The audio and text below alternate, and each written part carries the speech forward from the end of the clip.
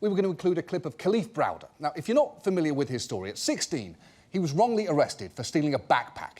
Now, this was the clip that we were going to use of him. The guy comes out of nowhere and says, I robbed him. And the next thing you know, they put in the cuffs, man. I don't even know this dude. Browder's family couldn't make the $10,000 bail on the robbery charges. Months turned into years. He tried to commit suicide several times. In June, he was suddenly freed with no explanation. No apology, no nothing. They just said, oh, case dismissed. Don't worry about nothing. Like, what do you mean don't worry about nothing? I just took over 3 years of my life. I didn't get to go to prom, graduation, nothing. Those are the main years. I'm never going to get those years back. Never. Never. Now, we pulled that clip out of the show just before taping when we found out that he killed himself the night before. And his death isn't even included in any of the tallies of people who were killed by Rikers, despite the fact it sure feels like it should be.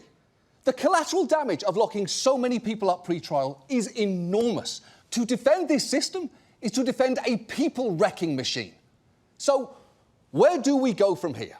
Well, if we're not careful, we're going to go backwards, which would be a huge mistake. And I would argue that any future system should be built on a few basic principles. First, for someone charged with a low-level offence, we should prioritise letting them remain free pre-trial instead of defaulting to keeping them in jail. Second, whenever any bail hearings do happen, they should be longer than 10 seconds. I cannot fucking believe that has to be said out loud.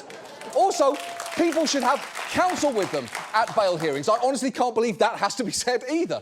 And finally, if someone is detained, we should be expediting their trial so that they are not waiting years for a court date. And I'm not saying the reform is easy or that it's simple. There are going to be disagreements, even among advocates, about best practices here. But right now, we can't even have those important conversations because all the air in the room is being taken up by bullshit fear-mongering ads, fake newspapers, and confidently delivered lies from men in uniform.